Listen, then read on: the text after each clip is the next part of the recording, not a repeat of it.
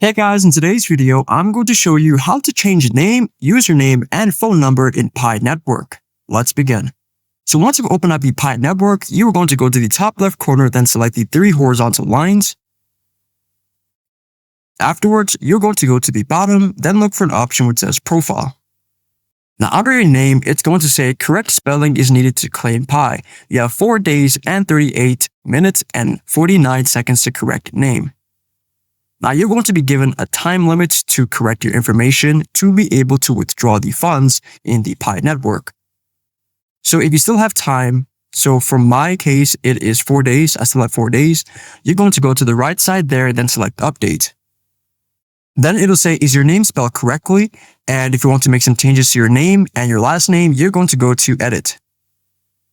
And then you can change it from there. And once you're done, you'll select save. Now, in order to change the phone number, you're going to scroll all the way down.